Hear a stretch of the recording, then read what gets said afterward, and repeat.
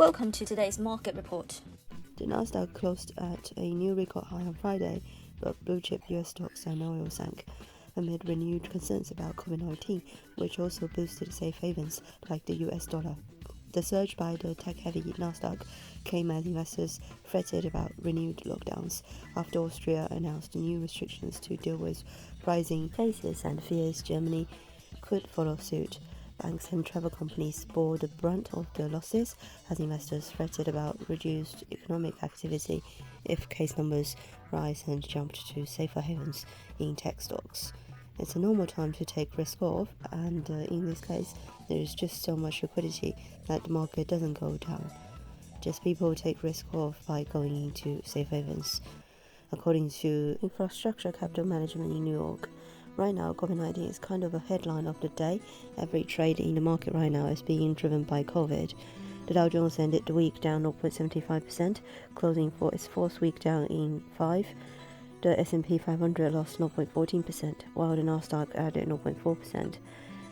The MSCI World Index fell 0.28%. Renewed COVID worries also helped send oil prices down over 3% after the sector had already been grappling with concerns over reduced demand and potential release of crude reserves to ease gas prices. Brent crude was down 3.47%, while US crude fell 3.67%. Both benchmarks were down for 4 straight weeks for the first time since March 2020. The return of COVID-19 fears led to a boost across a range of safe havens. Long-dated US Treasury yields dipped Friday on highlighted demand, and benchmark 10-year notes last yielded 1.545% after dropping as low as 1.515%, the lowest since 10th of November. The dollar surged after Federal Reserve Governor Christopher Waller called for quicker tapering of economic support to tighten up the central bank's monetary policy. Federal Reserve Vice Chair Richard Clarida said separately, "It may be appropriate to consider a quicker wind-down when the Fed next meets to set policy in mid-December." The dollar index rose 0.51% to 96.029. The dollar is up roughly 1% on the week, while the euro hit a 16-month low.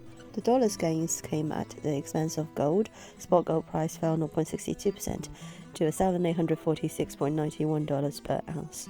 The GBP-USD pair rose during the American session, recovered from 134.06 to the 134.70 area, trimming the losses. The recovery pushed the weekly result back into positive ground. Again, cable found support at the 134 area that has become a critical level. A break lower could trigger more losses, exposing the November low at 133.51. The recovery faced resistance around 135. The bearish bias will likely remain intact, while under 136. Next week, economic data to be released includes the PMIs across the globe. It will be the preliminary reading of November. Also, GDP data is due in Germany and the US. The Thanksgiving holiday in the US means a short week, with the data flow concentrated on Wednesday. The highlight may well be the minutes to the November 3rd FOMC meeting, when the Federal Reserve announced the start of QE tapering. Brexit concerns are on the rise in the UK and will likely keep creating headlines next week as well. Euro-dollar is pulling back beneath the psychological important 113 level as FX volumes thin and the weekend approaches. Technicians may well view failure to close the north of 113 as a bearish signal heading into next week. Since Euro-dollar broke below a long-term descending trend channel, it's not particularly surprising to have seen the pace of the sell-off pick up in recent days.